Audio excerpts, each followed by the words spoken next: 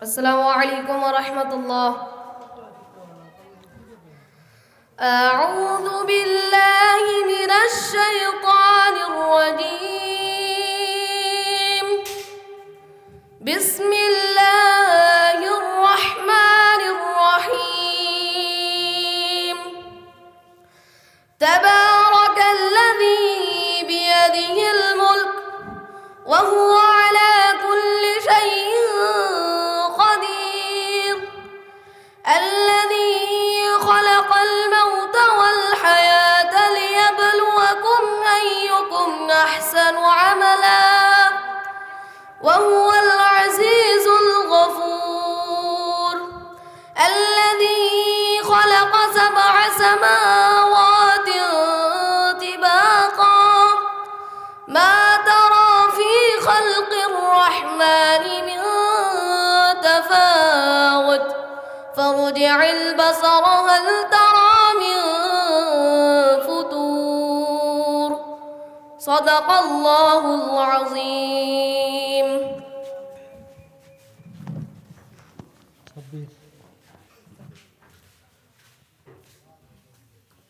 এখন আমাদের মাদ্রাসার আরেকটি ছেলে কোরআন কারীম থেকে তেলাওয়াত করছে মোহাম্মদ সাব্বির আহমেদ। السلام عليكم ورحمة الله. أعوذ بالله من الشيطان الرجيم. بسم الله الرحمن الرحيم. تبارك الذي بيده الملك وهو على كل شيء قدير.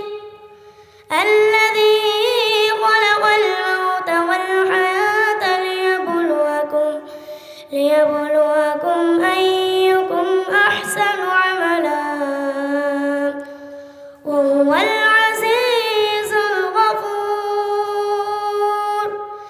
الذي خلق 7 سماوات طباقا ما ترى في خلق الرحمن من تفاوت فارجع البصر هل ترى من فتور. صدق الله العظيم.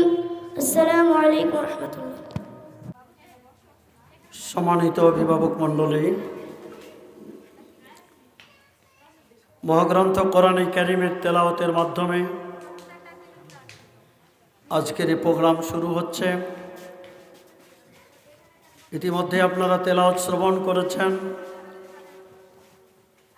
মহান রব্বুল আলামিনের অশেষ কৃপা, অশেষ দয়ায়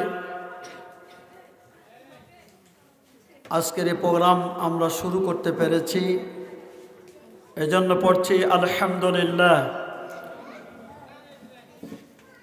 আমরা মহান মনিবের দরবারে শুকরিয়া আদায় করছি, আবারও পড়ছি আলহামদুলিল্লাহ।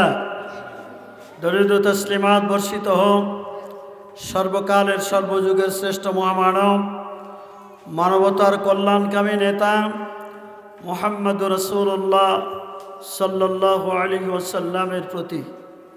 প্রিয় উপস্থিতি, আমি আপনাদের সকলের জন্য একটি বিষয় অনুরোধ করব, সেটি হলো যে প্রতিষ্ঠান যেটাই হোক সেখানে ছেলে দেওয়ার পরে শুধু শিক্ষকের উপরে বা ওই প্রতিষ্ঠানের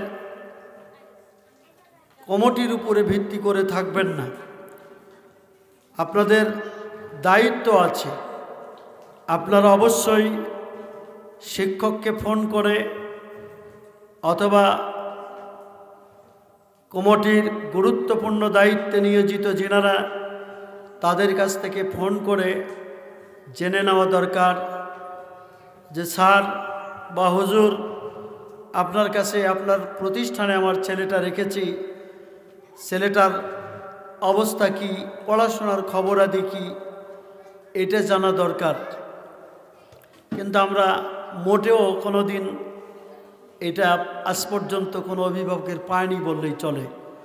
আমি আবার অনুরোধ করব, বিশেষ করে বাচ্চাদের ছুটি হলে পারে বাড়িতে গিয়ে যেন সুন্নতি কায়দায় থাকে।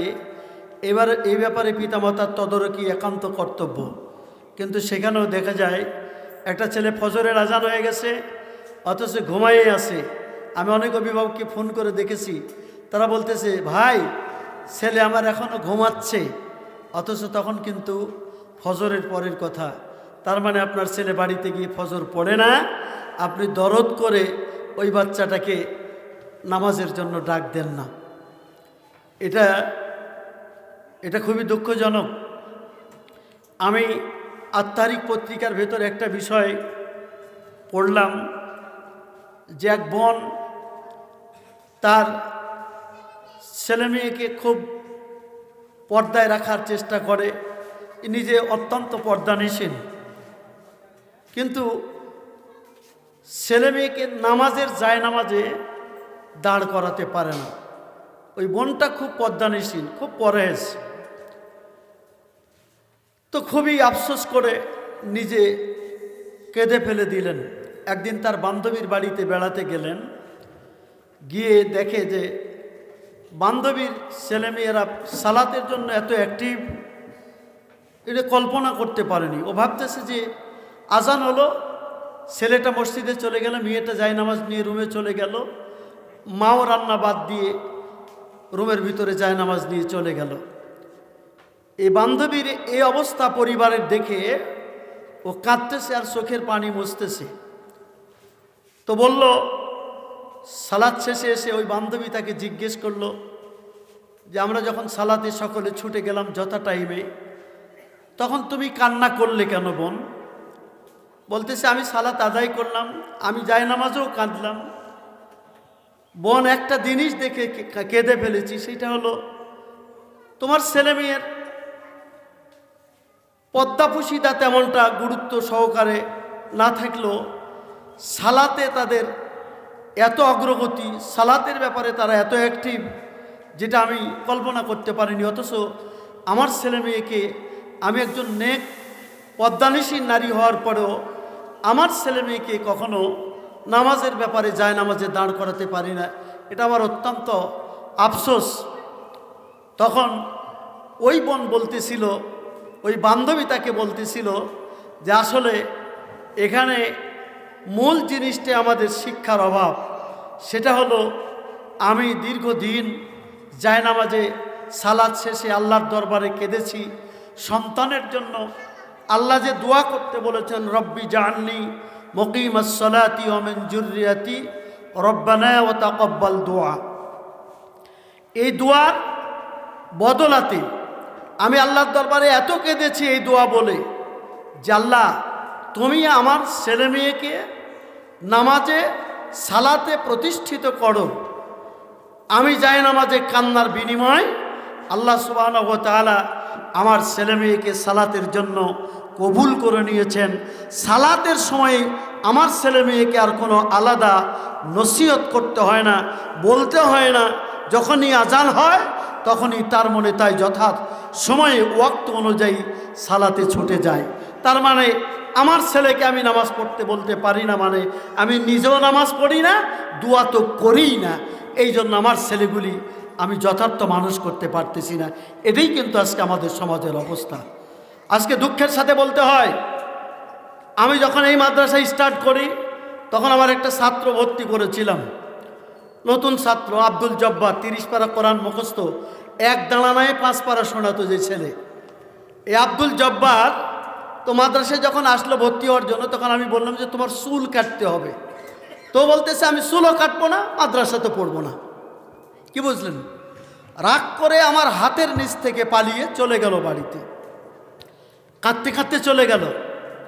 আমি ওর আব্বাকে ফোন দিয়ে বললাম যে এই ছেলে এতটুকু ত্যাগ যদি স্বীকার করতে না পারে, তাহলে এই লম্বা সময় ধরে কোরআন তেলাওয়াত করতে হবে, পড়তে হবে, মুখস্থ করতে হবে, ঠোঁটস্থ করতে হবে, এই ত্যাগ কী করে সম্ভব তার জন্য? ভাই ভালো দেখেন, বুঝায় যদি হয়। পরে ওই ছেলে কি বুঝতে পেরেছে, একা এসে বলতেছে হুজুর আমার মাথা কামায়ে দেন। মাথা কামায়ে দেওয়া হয়েছে, আল্লাহর মেহেরবানি আজকে এই প্রতিষ্ঠান প্রতিষ্ঠিত হওয়ার সর্বপ্রথম স্থান করেছে যেই ছাত্রটি, সেটি হলো আব্দুল জব্বার। যে আব্দুল জব্বার 5 পৃষ্ঠা করে সবক দিত। প্রিয় অভিভাবক মণ্ডলী, আজকে দুঃখের সাথে বলতে হয় আমি আপনার ছেলেকে শাসন করি, সেই জন্য আপনি আমাকে বাঁকা চোখে দেখেন হয়তোবা, কিন্তু আপনি কি খেয়াল করেছেন আপনার ছেলেটার কালচার কি? একটা ছেলে তার বডিতে দেখতেছি একটা কার্টুন ছাপানো গেঞ্জি গায়ে দিয়ে আছে। এটা তো ইসলামী কালচার হতে পারে না। আপনার ছেলের মাথার টুপিটা খুলে দেখেন, তার চুলের আকৃতিটা কি। এটা যদি রসুলের সুন্নত অনুযায়ী না হয়, তাহলে আপনি মাদ্রাসায় আপনার ছেলে মাদ্রাসায় পড়ায়া কি শিখাতে আপনি সক্ষম হবেন? এটা অত্যন্ত দুঃখজনক। অথচ দেখতে পাচ্ছি এই কালচারগুলি পিতামাতাও তাদেরকে কোনো রকমের শাসন করে না।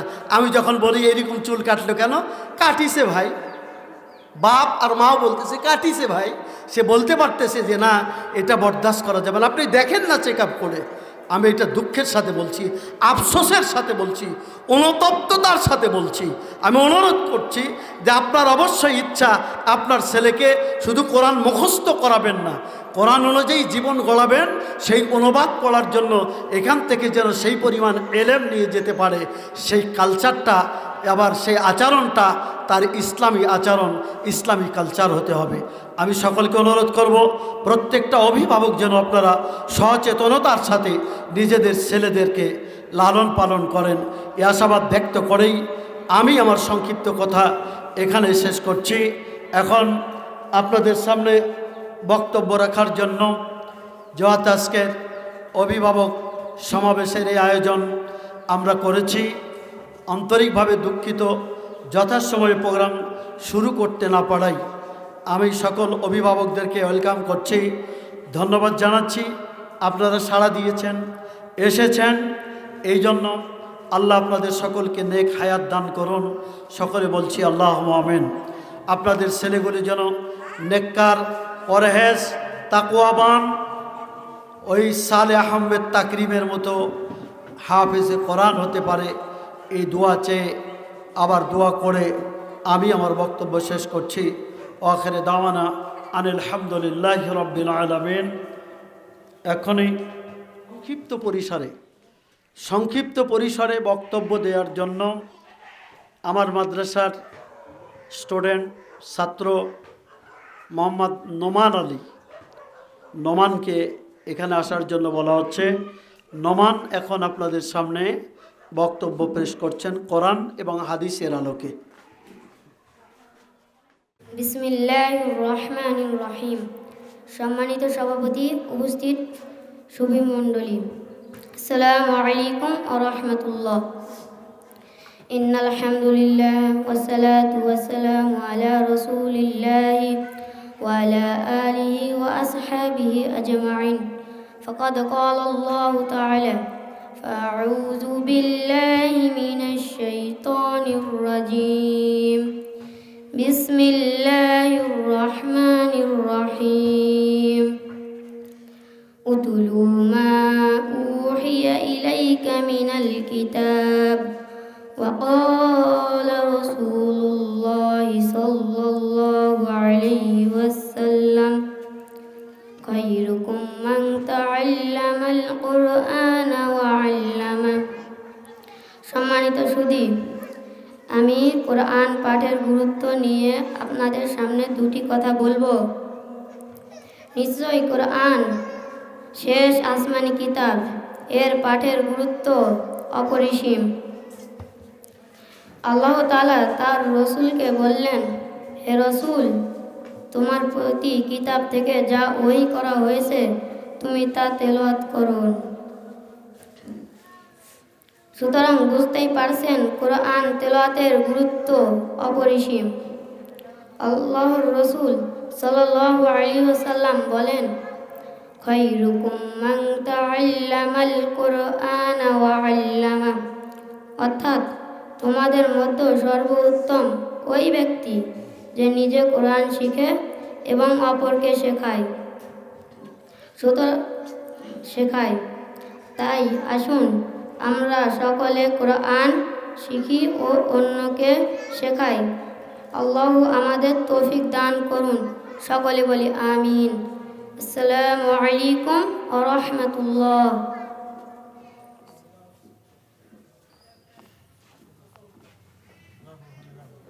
আলহামদুলিল্লাহ।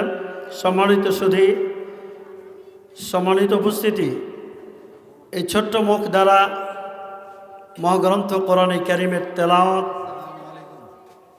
এবং আল্লাহ রসুলের হাদিস থেকে যে বর্ণনা বা বক্তব্য দিয়েছে তা কেমন লাগলো? এভাবে প্রত্যেকটা শিশু গড়ে উঠুক, এটা কি আপনারা চান? বলেন ইনশাআল্লাহ। আপনাদের এই সব শিশুগুলি আরও উন্নত হবে, আরও সুন্দর হবে, শ্রুতিমধুর কথা বলবে। আমাদের এই অবদান জনাব কেবি ফজলে রাব্বি তারেক ভাই, অর্থাৎ এই প্রতিষ্ঠানের সম্মানিত সভাপতি, কয়েকদিনের পরিশ্রমের ফসল আজকে তিনি নিজে উপস্থিত থেকে উপভোগ করেছেন। সম্মানিত হাজিরিন, এই মুহূর্তে আপনাদের সামনে বক্তব্য নিয়ে আসার জন্য বলছি অত্র প্রতিষ্ঠানের ছাত্র মোহাম্মদ ইশতিয়াক আহমেদ আবদুল্লাহ। এখন আপনাদের সামনে কোরআন ও হাদিস থেকে সংক্ষিপ্ত পরিসরে আলোচনা পেশ করবে ইশতিয়াক আহমেদ আবদুল্লাহ। রহমানুর রহিম। সম্মানিত সভাপতি, উপস্থিত সুধীজন, আসসালামু আলাইকুম ওয়া রাহমাতুল্লাহি ওয়া বারাকাতুহু। ইন্নাল হামদুলিল্লাহি ওয়াস সালাতু ওয়াস সালামু আলা রাসূলিল্লাহ ওয়া আলা আলিহি ওয়া আসহাবিহি আজমাইন। ফাকাদ ক্বালা আল্লাহু তাআলা আউযু বিল্লাহি মিনাশ শাইতানির রাজীম। বিসমিল্লাহির রহমানির রহিম। রাত্তিলিল কুরআন তারতিলা। সম্মানিত উপস্থিতি, আজ আপনাদের সামনে বিশুদ্ধভাবে কুরআন তেলাওয়াতের গুরুত্ব নিয়ে কথা বলবো ইনশাআল্লাহ। মহান আল্লাহ বলেন, ওয়ারাত্তিলিল কুরআন তারতিলা, অর্থাৎ হে রাসূল, তারতিল সহকারে কুরআন তেলাওয়াত করুন। সূরা মুজাম্মিল আয়াত নম্বর 4। অতএব কোরআন আল্লাহর কিতাব, আর তা বিশুদ্ধভাবে পড়ার কোনো বিকল্প নেই। আল্লাহ নিজেই রাসূলকে তাগিদ দিচ্ছেন কোরআন বিশুদ্ধভাবে পাঠের। কোরআন অশুদ্ধভাবে তেলাওয়াত করলে বড় গুনাহ হয়। প্রখ্যাত তাবেঈ মাইমুন বলেন, কোরআনের অনেক পাঠক রয়েছে, ভুল পড়ার কারণে কোরআন তাদেরকে অভিশাপ দেয়। তাই আসুন আমরা বিশুদ্ধভাবে কোরআন পড়া শিখি, অন্যথায় কোরআন আমাদের অভিশাপ দিবে। মহান আল্লাহ আমাদের বিশুদ্ধভাবে কোরআন পড়া তৌফিক দান করুন। সকলে বলি আমিন। আসসালামু আলাইকুম ওয়া রাহমাতুল্লাহি ওয়া বারাকাতুহু। আলহামদুলিল্লাহ, জাযাকুমুল্লাহ, বারাকাল্লাহু ফি হায়াতি। সম্মানিত উপস্থিতি, আজকের এই পান্ডুল্লাবাদ মণ্ডলপাড়া ফরকানিয়া হাফেজিয়া মাদ্রাসা এতিমখানা সংলগ্ন ক্রিকেটের school and college, school and মাদ্রাসার এই প্রোগ্রামে আমাদেরকে ইশতিয়াক আহমেদ আবদুল্লাহ বক্তব্য দিয়ে ধন্য করেছেন। এজন্য আমরা তার জন্য দোয়া করি, আল্লাহ ছেলেটিকে নেক হায়াত দান করুন। সকলে বলছি আমিন। আগের ছেলেটি কিন্তু এতিম, আগের ছেলের নিজের মা নেই, মা মারা গিয়েছে, আব্বা বেঁচে আছে। ছেলেটা অত্যন্ত অসহায়, তবে অত্যন্ত লাজুক এবং নীরব। আমরা তাদের সকলের জন্য দোয়া করব। আমি আপনাদের সকল ছেলেদের মেয়েদের জন্য দোয়া করি, আল্লাহ এই প্রতিষ্ঠান থেকে খালেদ সাইফুল্লাহর উত্তরসূরি হিসাবে কবুল করুন, এবং আমরা যে মেয়েগুলি দিয়েছি সে মেয়েগুলি মেয়েরা যেন খাদিজাতুল কুবরা আম্মা জানাইশা সিদ্দিকা রাদিয়াল্লাহু তাআলা আনহার ওয়ারিস হিসাবে আল্লাহ কবুল করেন। সকলে বলছি আমিন।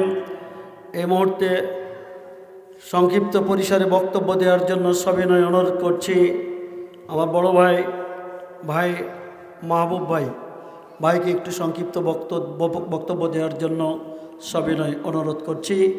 অভিভাবকদের এবং ছাত্রদের উদ্দেশ্যে কিছু বলবেন। রহমানির রহিম। আজকের এই গার্জিয়ান সমাবেশ উপলক্ষে আয়োজিত সভার সম্মানীয়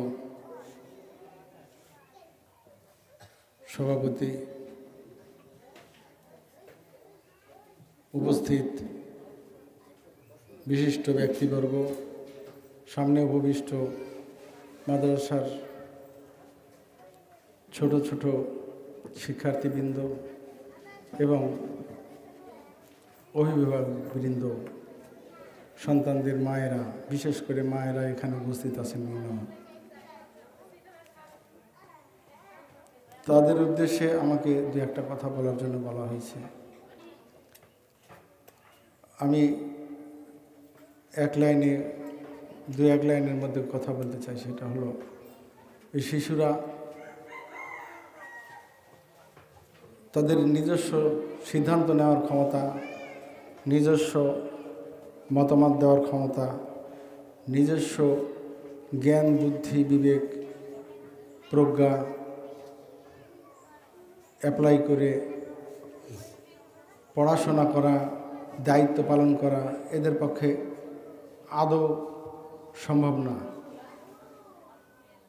তাদের শিক্ষা, তাদের চরিত্র গঠন ইত্যাদির ক্ষেত্রে যেমন এই প্রতিষ্ঠানের মহাতারাম যেমন দায়িত্বশীল, এই প্রতিষ্ঠানের যে কমিটি আছে, কমিটির সদস্যবৃন্দ যেভাবে দায়িত্ব পালন করেন, তা বাস্তবায়নের জন্য তারা যে ভূমিকা রাখেন, সেই সাথে আমার মূল কথা হলো, এই শিশুদের মায়েরা, বাবারা, তারা যদি সঠিকভাবে তার ছেলে মেয়ে পড়লো কি পড়লো না, বাড়িতে পড়াশোনা করে কি করে না, সে কোরআন, প্রথমত কোরআন, দ্বিতীয়ত সেই সাথে তাদেরকে বাংলা, অঙ্ক, ইংরেজি এগুলো কিছু কিছু শিক্ষা দেওয়া হয়। এবং সেজন্যে আমার জানা মতে কিছু শিক্ষকও নিয়োগ দেওয়া হয়েছে।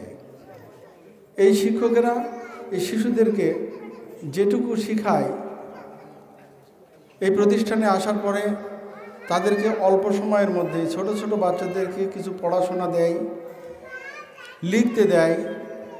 এই লেখাগুলো, পড়াগুলো বাড়ি থেকে সঠিকভাবে পড়ে এসে আবার পরের দিনে শিক্ষকদের কাছে সঠিকভাবে লিখে দিতে পারে, এ ব্যাপারে মায়েরাও যত্নশীল হতে হবে। মায়েরা যদি মনে করেন আমার ছেলে মেয়ে তো স্কুলে যায়, মাদ্রাসায় যায়, হুজুরদেরই দায়িত্ব, শিক্ষকদেরই দায়িত্ব, তারা শিক্ষা দিবে, তারা সেখানে শেষ করে দিবে, তা হয় না। একটা শিশুকে অল্প কিছু সময়ে, 1 ঘন্টা সময় বা 1.5 ঘন্টা বা 2 ঘন্টা সময়ের মধ্যে সব কিছু মুখস্থ করে দিয়ে, লিখা নিয়ে কমপ্লিট করে দিয়ে তাদেরকে এই দায়িত্ব সম্পন্ন করা কিন্তু আদৌ সম্ভব নয় বলে আমি মনে করছি। তারা যখন বাড়িতে যায়, তারা কি পড়া দিল, কি পড়া হলো, স্যারেরা কি পড়ালো এবং সেগুলো তুমি পারছো কি না দেখো, তুমি আবার সেগুলো বাড়িতে কয়েকবার লেখালেখি করো, লিখে মুখস্থ করো, যাতে তুমি কালকে যেয়ে বকুনি না খাও, কালকে যেন তোমাকে শরম পেতে না হয়, কালকে যেন তোমাকে দাঁড়িয়ে থাকতে না হয় না পারার কারণে। হাতের লেখাটা লিখে নিয়ে আসনি, এজন্য তোমাকে যেন দাঁড়িয়ে থাকতে না হয়। এ ব্যাপারে মায়েরাও সচেতন হবেন। এখানে বহু মায়েরা আছে, আমার জানা মতে সবাই শিক্ষিত না, সবাই উচ্চ শিক্ষিত না, কম শিক্ষিত মানুষ আছে, কেউ হয়তো একেবারে আদৌ তেমন লেখাপড়া জানেন না। তারপরেও এমনও নজির আছে, বাবা মা একটু লেখাপড়া জানে না, কিচ্ছু জানে না, কিন্তু ছেলে মেয়ে যখন বাড়িতে আসে তখন মায়েরা হয়তো জিজ্ঞেস করে, বাবা তোমাকে আজকে কী পড়ালো দেখি। মা কিন্তু জানে না কি পড়াইছে, লেখাপড়া জানে না। দেখি তোমাকে কি পড়াইছে, বাচ্চাটা বের করে দিলে এই এই জিনিস পড়াইছে, তাহলে তুমি বাবা এই জিনিসগুলো আবার পড়ো, আবার পড়ো, আবার পড়ো, আমি দেখি তুমি পড়ো তো। হ্যাঁ, পড়ে কমপ্লিট করে তুমি লেখো, লেখে মুখস্থ করে যাও, যাতে তোমাকে স্যারেরা ভালো বলে, হুজুর যেন ভালো বলে, তুমি যেন ওদের মধ্যে ফার্স্ট হতে পারো। সব ছেলে মেয়েরা 1, 2, 3, 4-এর ব্যবধান, কেউ ফার্স্ট হবে, সেকেন্ড হবে, থার্ড হবে, তাতে কিছু যায় আসে না। কিন্তু তারা কিন্তু সবাই উজ্জীবিত হবে, শিক্ষা লাভ করবে এবং নিজেদেরকে তৈরি করে নিতে পারবে। কিন্তু বাপ মা যদি খেয়াল না করেন, মায়েরা যদি, বিশেষ করে মায়েরা যদি খেয়াল না করেন, তাহলে কিন্তু ওই শিক্ষক দিয়ে শুধু এটা শেষ করা সম্ভব নয়। অনেক বড় বড় মাওলানা আছেন, বড় বড় আলেম ওলামা আছেন, বড় বড় কি বলবো, বাংলাদেশের বা পৃথিবীতে এমন ব্যক্তি আছেন, এমন স্কলাররা আছেন, তারা তাদের বাপ মা লেখাপড়া জানে না, অথচ তার সন্তান পৃথিবীতে অনেক মাথা উঁচু করে দাঁড়িয়ে আছে, তাকে আমরা পৃথিবীর বিভিন্ন জায়গা থেকে চিনি। বাংলাদেশে এমন অনেক ব্যক্তি আছে, তাদের বাবা মা লেখাপড়া জানে না, অথচ দেখবেন ফেসবুক তো আজকাল লেখাপড়া জানা লাগে না, হাতের কাছে অনেকেরই হয়তো স্মার্টফোন আছে, তারা দেখেন ফেসবুকে দেখেন না, ওই রিক্সাওয়ালার ছেলে, ভ্যানওয়ালার ছেলে ম্যাজিস্ট্রেট, ভ্যানওয়ালার ছেলে অ্যাসিস্ট্যান্ট জজ, এগুলো কেমনে হলো? বাপ মা খোটায় খোটায় ছেলেকে কিন্তু তৈরি করে। বাপ মা লেখাপড়া জানে না, কিন্তু এই বাবা তোমাকে কি পড়ালো, তুমি পড়ো তো দেখি, তুমি আগে পড়ো, আগে লেখো, ওই যা যা পড়েছে সব লেখো। এগুলো না আপনি যদি সন্তানের সাথে লেগে থাকেন, তাহলে এই সন্তান কিন্তু অবশ্যই পরের দিনে পড়াশোনা করে এই প্রতিষ্ঠানে আসবে। কিন্তু আপনারা যদি তাদের দিকে মনোযোগ না দেন, তাহলে এই বাচ্চা ঠিক মতো তার দায়িত্বশীল, আগে প্রথমে বলেছি আমি, তারা কিন্তু এমন কোনো দায়িত্বশীল না যে স্বাধীনভাবে সে সুন্দর করে পড়াশোনা করে চলে আসবে। এরা চঞ্চলমতি, এরা বোধ ক্ষমতা এখনও আসেনি। সেখানে যদি আপনারা নিজেরাই দেখাশোনা করে তাদেরকে এই প্রতিষ্ঠানে পরের দিনে না পাঠান, তাহলে কিন্তু এরা সুন্দর করে গড়ে উঠবে না। পরিশেষে দেখা যাবে এই মাদ্রাসার যে উদ্দেশ্য ছিল, সেই উদ্দেশ্যগুলো পূরণ হবে না। আপনার সন্তানকে যে অনেকে টাকা পয়সা দিয়ে পাঠাইতেছেন এখানে, সেটাও পূরণ হবে না। হ্যাঁ, একটা স্কুলের সবাই কিন্তু ভালো করে না, কিছু ঝরে যায়, কিছু আবার শেষমেশ হাল হয়, কেউ কেউ বড় বড় অফিসার হয়। তো আপনার ছেলে মেয়ে সবাই যে প্রথম শ্রেণীর অফিসার হবে এমন বলি না, কিন্তু এখান থেকে মাদ্রাসার শিক্ষা, বিশেষ করে কোরআন শিক্ষা, তার ছিল এই যে ছোট্ট একটা বাচ্চাকে যেন আমার মনে চেহারা থেকে মনে হলো ওটা নাজমুলের ছেলে মনে হয়, হ্যাঁ, এরশাদ ভাইয়ের নাতি। তো তার যে কথা কয়টা বললো, এই কথাটা সে তো বুঝে বলেছে নাকি ওই শিক্ষা দিয়ে বলেছে জানি না, কিন্তু একদিন সে নিশ্চয়ই মনে করবে যে আমি কি বলেছিলাম ওই দিন। এবং ওর কথার মধ্যে যদি শুনে থাকেন আপনারা, তাহলে আপনারাও একটু উজ্জীবিত হবেন। আমার সন্তান কেন ওই ছেলের মতন বলতে পারে না, আমার সন্তান কেন ওই ছেলের মতন পারবে না। তার তিলের সাথে কোরআন যে শিক্ষা করা লাগবে, এটা যে কোরআনের নির্দেশ, এই জিনিসটা আপনারা এই ছেলের মুখ থেকে এক্ষুনি শুনলেন। আপনারা সেইভাবে আপনার সন্তানকে রেডি করেন, আপনার সন্তানকে সেভাবে প্রস্তুত করেন, সেভাবে পরামর্শ দেন, বাচ্চার সাথে লেগে থাকেন। শুধু ওই ছড়ি নিয়ে পিঠের উপর চটাচট কটা মারলেই কিন্তু সোল মানুষ হবে না। ওদেরকে আদর দিয়ে, ভালোবাসা দিয়ে কাছে ডেকে, মা রান্না করছে পাশে, ওই সব বিষয়ে কাছে বসায় রাখছে, বাবা তুমি লেখো তো, তুমি পড়ো তো, আমি দেখি 1 ঘন্টার মধ্যে তুমি পড়বে, আমি যতক্ষণ কাজ করবো তুমি পড়ো। এইভাবে আপনারা রেডি করে স্কুলে পাঠান, মাদ্রাসায় পাঠান। তাছাড়া যদি আপনি শুধু এই মাদ্রাসা থেকে গেল, তারপরে খেলাধুলা করলো, পড়াশোনা করলো না, রাতে ঘুমালো, পরের দিন আবার আসতেছে, আসলে ওই বাচ্চা ওইভাবে তখন তৈরি হতে পারবে না। আপনারা যদি বাড়িতে খেয়াল করবেন, মাদ্রাসা যারা আছে, যারা শিক্ষক আছেন, তারা তো দেখাশোনা করেনি, কিন্তু আপনারা যদি সহযোগিতা না করেন, তাহলে এটা পূর্ণ বাস্তবায়ন সম্ভব না। এই জন্যে আপনাদের বিশেষভাবে দৃষ্টি আকর্ষণ করছি, বিশেষভাবে অনুরোধ জানাচ্ছি যে এই বাচ্চাগুলো যাদেরকে আপনারা পাঠান, তাদেরকে বাড়িতে যায় যাতে 1 ঘন্টা 2 ঘন্টা পড়াশোনা করে, এখানকার যে পড়া দিল সেগুলো রেডি করে এখানে আসে। এ ব্যাপারে আপনারা সবাই যত্নশীল হবেন, সন্তানদেরকে শুধু ছেড়ে দিবেন না। বিশেষ করে একথা বলে আমি আমার বক্তব্য শেষ করছি এবং এই প্রতিষ্ঠানের এই সন্তানদের সার্বিক সফলতা কামনা করে আমি আমার বক্তব্য শেষ করছি। আসসালামু আলাইকুম রহমতুল্লাহ। ধন্যবাদ বড় ভাই মাহবুব ভাইকে, আল্লাহ তেনাকে নেক হায়াত দান করুন। আজকে তার বক্তব্য যুগোপযোগী, যেগুলো পরামর্শ দেওয়ার উনি যথার্থ দেওয়ার আন্তরিক চেষ্টা রেখেছেন। আল্লাহ তার এই পরামর্শগুলি আপনাদের কাজে লাগানোর তৌফিক দান করুন। সকলে বলছি আমিন। এই মুহূর্তে আপনাদের সামনে বক্তব্য দেওয়ার জন্য সবিনয় অনুরোধ করছি অত্র গ্রামেরই সন্তান ভাই শহীদুল ইসলাম শহীদ ভাই, জনাব শহীদুল ইসলাম শহীদ ভাইকে সংক্ষিপ্ত বক্তব্য দেওয়ার জন্য অনুরোধ করছি। আসেন। বিসমিল্লাহির রহমানির রহিম। হাফেজে মাদ্রাসা অ্যান্ড পি ক্যাডেট আয়োজিত অভিভাবক অনুষ্ঠানের সম্মানিত সভাপতি এবং সামনে বসা আমার কচিকাচা এবং অভিভাবক এবং মাদ্রাসার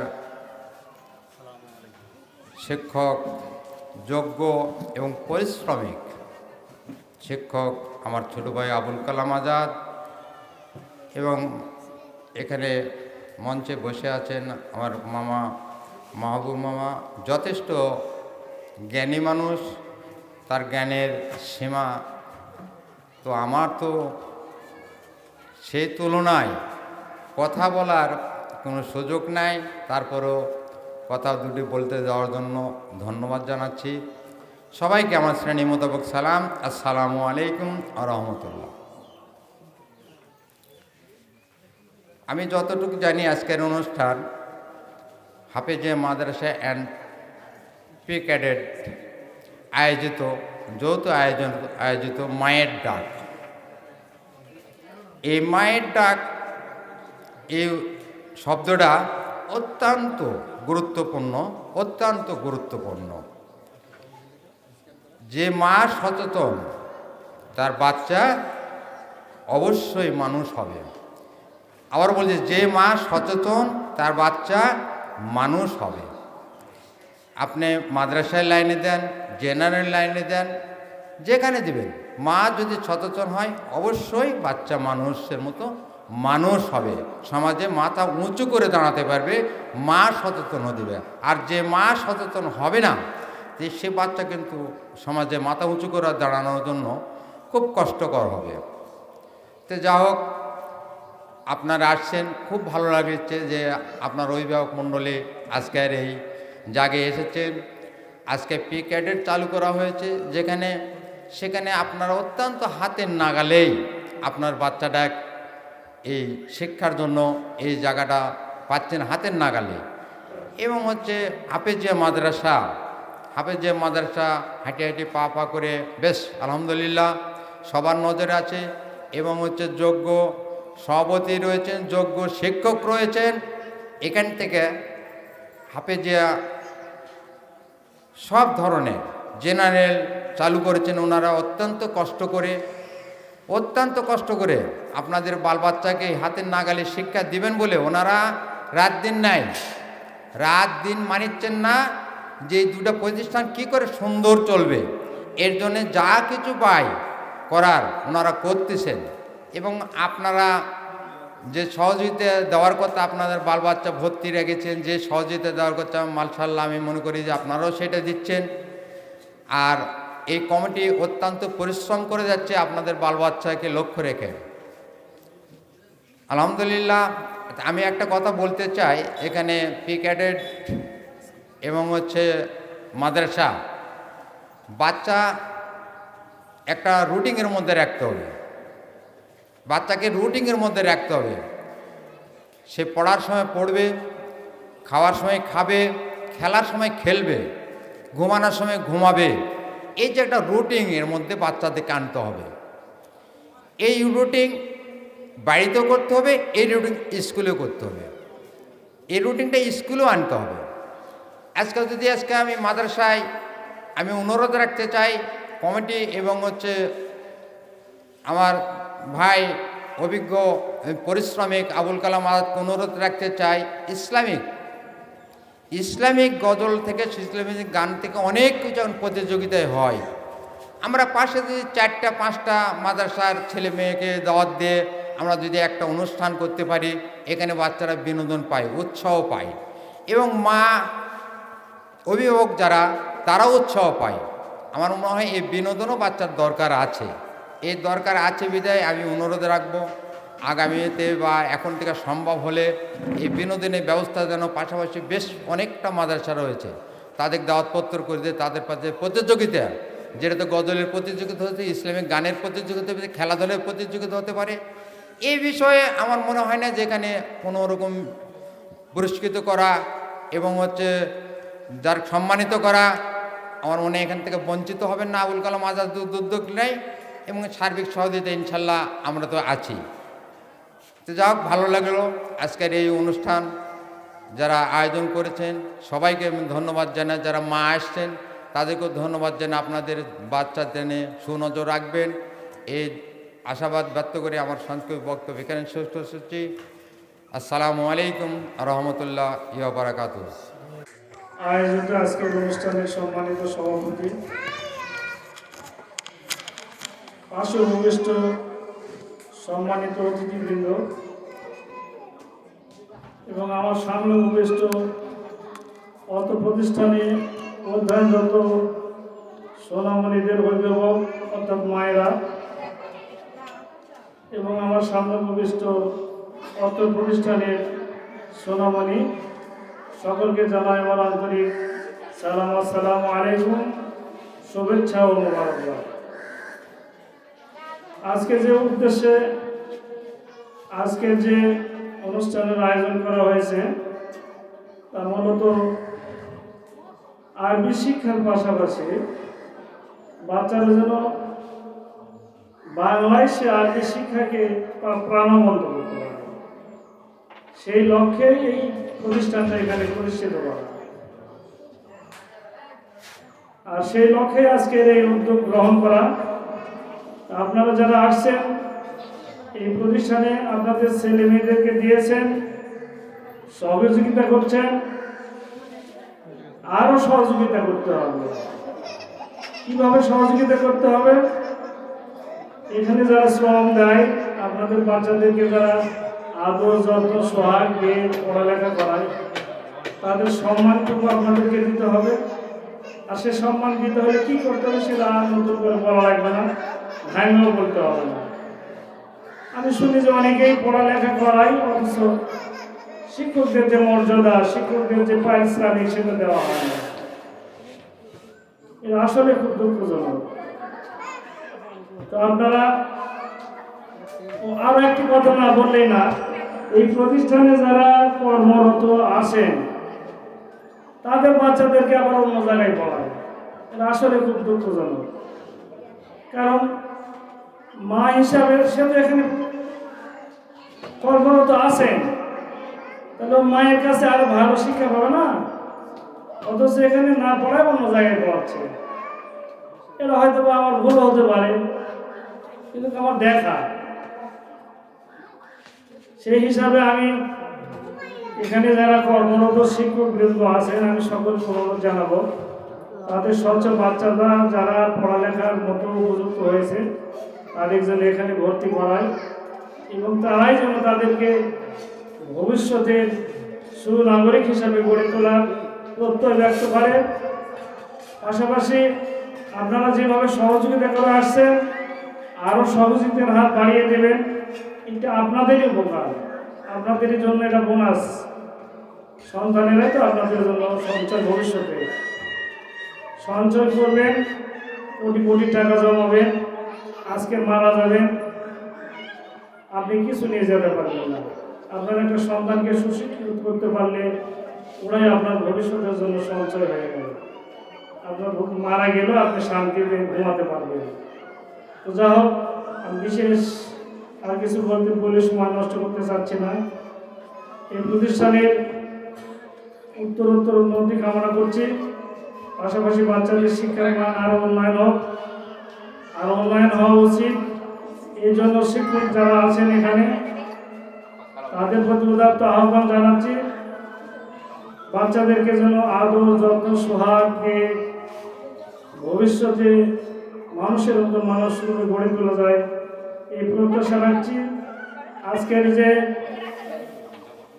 যাদের উদ্যোগে আজকের যে আয়োজন, আমি তাদের প্রতি কৃতজ্ঞতা জানিয়ে আপনাদের সকলের সুস্বাস্থ্য এবং দীর্ঘায়ু কামনা করে, অর্থ প্রতিষ্ঠানের মঙ্গল কামনা করে আমার সংক্ষিপ্ত বক্তব্য এখানে শেষ করছি। আল্লাহ হাফেজ। আসসালামু আলাইকুম ওয়া রাহমাতুল্লাহি ওয়া বারাকাতুহু।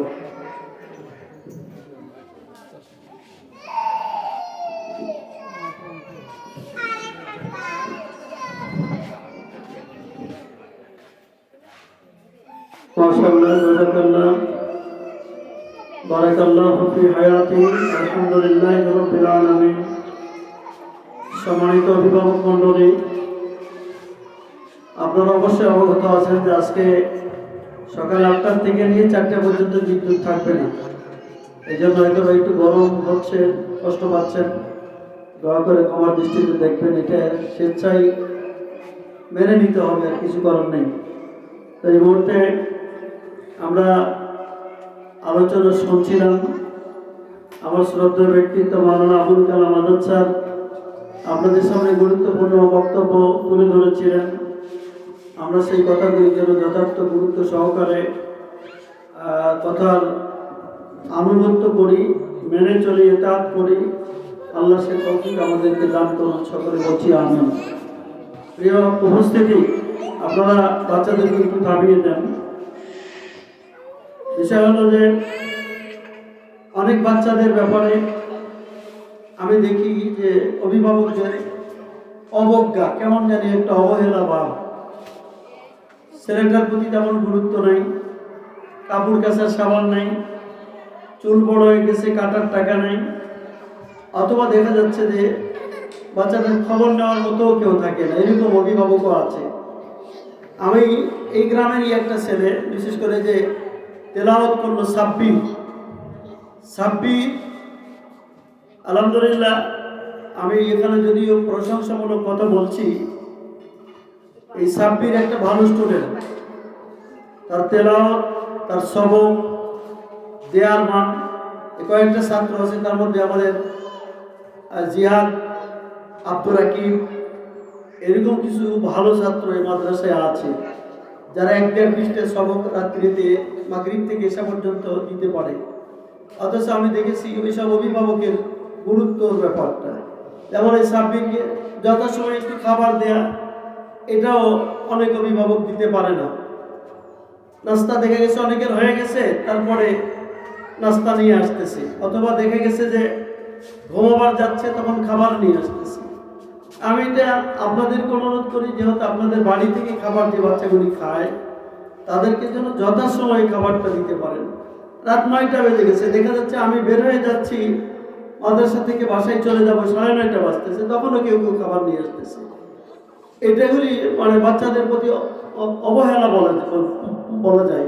আমি এটাতে অনেক কষ্ট পাই, কারণ ছেলেটা আপনার রাত 8-9-8:30টার মধ্যে আমাদের খানা বেরো কমপ্লিট হয়, তাদেরকে খাবার যথার্থ আমরা দিতে পারতেছি না। এটা হয়তো আপনাদের পারিবারিক ব্যস্ততার কারণে হতে পারে, কিন্তু আমি পরামর্শ এই জন্য দেবো যে আপনারা দয়া করে ওই বাচ্চাটার খাবারটা আপাতত কমপক্ষে জাস্ট টাইমে পৌঁছাবেন।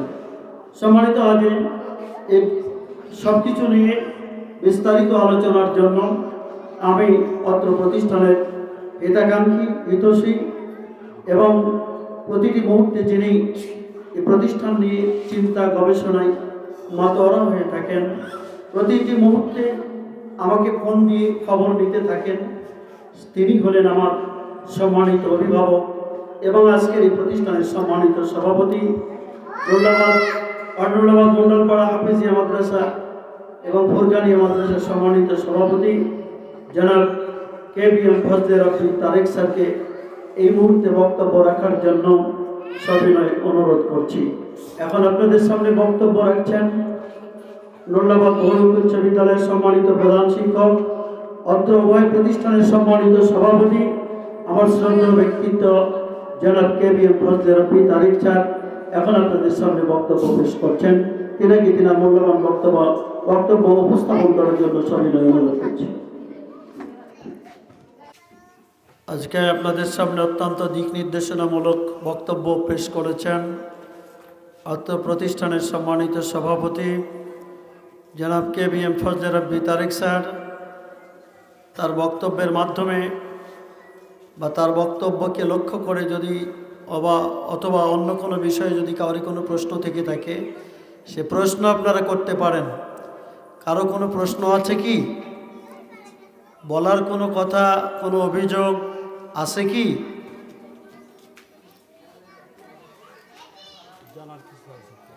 জানার মতো কিছু আছে কি না? প্রতিষ্ঠানিক কেন্দ্রিক অথবা অন্য অন্য কোনো বিষয় যদি জানার কাউরে ইচ্ছে থাকে জিজ্ঞেস করতে পারেন। আজকের এই প্রোগ্রাম আপনাদের কেমন লাগলো? একটু আওয়াজ দিয়ে বলেন তো, এই প্রোগ্রামটা কেমন লাগলো? এর আগেও আমরা প্রোগ্রাম করেছি, আল্লাহর মেহেরবানি আজকের প্রোগ্রামটা অনেকটাই সফল এবং সার্থক। সম্মানিত অভিভাবক মণ্ডলী, আমি আপনাদের সকলের কল্যাণ এবং মঙ্গল বরকতময় জিন্দেগি কামনা করছি। সকলকে অনুরোধ করছি নিজের সন্তানদের প্রতি যত্নবান হন এবং সন্তানকে একটু দৃষ্টির ভেতরেই রাখুন, এইটুকুন আমার অনুরোধ। আমি সকলকে আবারও বলছি, আজকের প্রোগ্রামের কোনো ত্রুটি বিচ্যুতি যদি হয়ে থাকে তা ক্ষমার দৃষ্টিতে দেখবেন। মহান আল্লাহ, না জেনে না শুনে যারা এই প্রতিষ্ঠানের বিরোধিতা করে, আল্লাহ যারা শত্রুতা করে, তুমি তাদেরকে মিত্র বানিয়ে দাও। আল্লাহ, এই প্রতিষ্ঠানকে তুমি কিয়ামত পর্যন্ত কবুল করো। কিয়ামতের কঠিন মরু ময়দানে কোরআনের এই প্রতিষ্ঠানকে অছিলা করে তুমি আমাদেরকে নাজাত দিও। আল্লাহ আল্লাহ, এই প্রতিষ্ঠানে শ্রম দিয়ে সহযোগিতা করে যারা, কথা দিয়ে সহযোগিতা করে যারা, সময় দিয়ে যারা সহযোগিতা করে, অর্থবিত্ত দিয়ে যারা সহযোগিতা করে, আল্লাহ তুমি তাদেরকে যাজায় খায়ের দিয়ে ধন্য করে দাও। এই মুহূর্তে স্মরণ করছি যারা আমাদেরকে কুলে কাকালে করে লালন পালন করেছিল, সেই জনম দুঃখিনী মা এবং দরদি আব্বাকে। আল্লাহ, তারা আজকে ওই নির্জন নিরীহ নিশ্চুপ নিস্তব্ধ জায়গা, নিরবচ্ছিন্ন কবরে শুয়ে আছেন। আল্লাহ তুমি তাদের কবরে অনাবিল শান্তি দান করো। আল্লাহ, কবরকে সুখী সমৃদ্ধশালী এবং তাদের কবরকে তুমি জান্নাতের টুকরায় পরিণত করে দাও। আল্লাহ, আজকের এই প্রতিষ্ঠানকে অছিলা করে অত্র এলাকার সকল মানুষকে কল্যাণ এবং মঙ্গল দান করো। সকলে বলছি আল্লাহুম্মা আমিন। সম্মানিত হাজিরিন, বলার মধ্যে, ভাষার মধ্যে, উচ্চারণে, ভঙ্গিমায় কষ্ট হয়ে থাকলে ক্ষমার দৃষ্টিতে দেখবেন। আবারও বলছি সকলে আজকের এই প্রোগ্রামের কোনো ত্রুটি বিচ্যুতি কারো দৃষ্টিতে এসে থাকলে ক্ষমার দৃষ্টিতে দেখবেন। আল্লাহ সকলকে ক্ষমা দান করুন। সুবহানাকাল্লাহুম্মা ওয়া বিহামদিকা আশহাদু আল্লা ইলাহা ইল্লা আনতা আস্তাগফিরুকা ওয়া আতুবু ইলাইক। আজকের এই প্রোগ্রাম দোয়ার মাধ্যমে শেষ হচ্ছে। আমি সকলকে আবারও বলছি, আজকের এই অনুষ্ঠানে দাওয়াত, আপনাদের কিছু আহারের ব্যবস্থা আছে, খাবারের ব্যবস্থা আছে, তা খেয়ে এবং অন্তর থেকে দোয়া দিয়ে আপনারা আজকে প্রোগ্রাম থেকে বিদায় নেবেন ইনশাল্লাহ। আখির দাওয়ানা আলহামদুলিল্লাহি রাব্বিল আলামিন। আসসালামু আলাইকুম ওয়া রাহমাতুল্লাহি ওয়া বারাকাতুহু।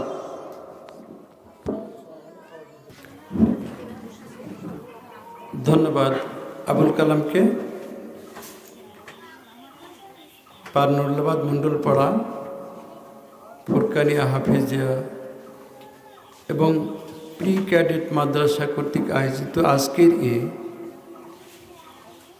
অভিভাবক সমাবেশ মতবিনিময় সভায় উপস্থিত আজকের আলোকিত মুখ আমার সম্মানিত সুধীমণ্ডলী, আজকে যাদেরকে ঘিরে আয়োজন, আমার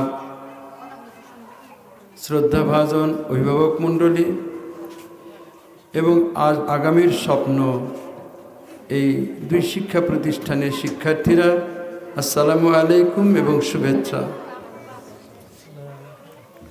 ইন্নাল হামদুলিল্লাহ ওয়াসসালাতু ওয়াসসালামু আলা রাসূলিল কারীম ওয়া আলা আলিহি ওয়া আসহাবিহি আজমাইন। ফাউযু বিল্লাহি মিনাশ শাইতানির রাজীম। বিসমিল্লাহির রহমানির রহিম। فإما يأتينكم مني هدى فمن تبع هداي فلا خوف عليهم ولا هم يحزنون الذين كفروا وكذبوا بآياتنا أولئك أصحاب النار هم فيها خالدون। সমস্ত প্রশংসা মহান রবের, যার অশেষ অনুগ্রহে আমরা এখানে একত্রিত হতে পেরেছি। আমরা তার প্রতি শুকরিয়া আদায় করি। সবাই বলি আলহামদুলিল্লাহ।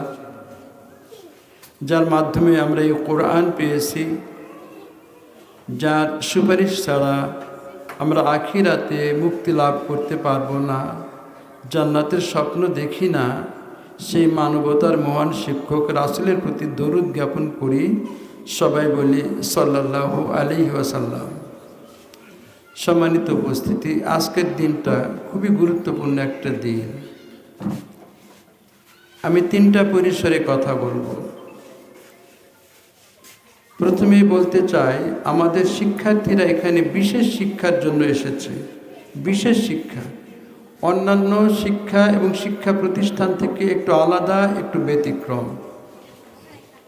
যদি স্কুলে পড়েন, আপনার শিক্ষার্থীরা, ছেলেমেয়েরা সেখানে বাংলা ইংরেজি শিখবে, সেখানে আদব কায়দাও শিখবে, কিন্তু কোনটা সুন্নাহসম্মত, কোনটা সুন্নাহসম্মত নয়, এই জিনিসটা তারা শিখবে না। এইখানে এই জিনিসটা শেখানোর জন্যই দুনিয়াতে তারা যেমন সফল হবে, আখিরাতেও তারা তেমন সফল হবে, এই প্রত্যাশা নিয়েই আমরা এই শিক্ষার আয়োজন করেছি। আপনারা আপনাদের ছেলে মেয়েদের এখানে পাঠিয়েছেন।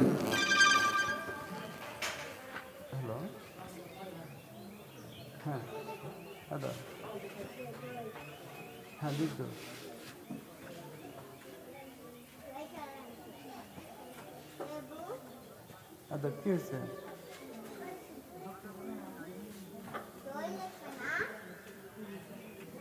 হ্যাঁ,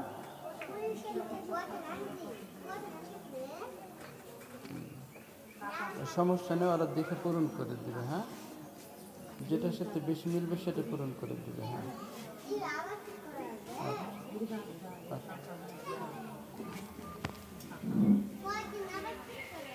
যে কথা বলছিলাম, আমি যে কোরআনুল কারিমের আয়াতটুকু তেলাওয়াত করেছি, এর ঐতিহাসিক পটভূমিটা এরকম যে আল্লাহ তাআলা যখন মানুষকে এই পৃথিবীতে পাঠাবেন, আদম আলাইহিস সালামকে সৃষ্টি করবেন, তখন ফেরেশতা মণ্ডলীর কাছ থেকে পরামর্শ চেয়েছিলেন। ফেরেশতা মণ্ডলী কিন্তু মানুষ সৃষ্টি না করার পক্ষেই মতামত দিয়েছিল, কিন্তু আল্লাহ তার সিদ্ধান্তে অটল। তিনি আদম আলাইহিস সালামকে সৃষ্টি করলেন এবং সৃষ্টি করার পর ফেরেশতা মণ্ডলীকে জিজ্ঞাসা করলেন, এই বিষয়গুলো সম্পর্কে তোমাদের কি ধারণা আছে, কি জ্ঞান আছে তোমরা বলো। সেদিন ফেরেশতা মণ্ডলী কি বলেছিল? লা ইলমা লানা ইল্লা মা আল্লামতানা ইন্নাকা আনতাল আলিমুল হাকিম। যে হে রব, আপনি আমাদের যে জ্ঞানটুকু দিয়েছেন, এই বাইরে আমাদের কোনো জ্ঞানই নাই।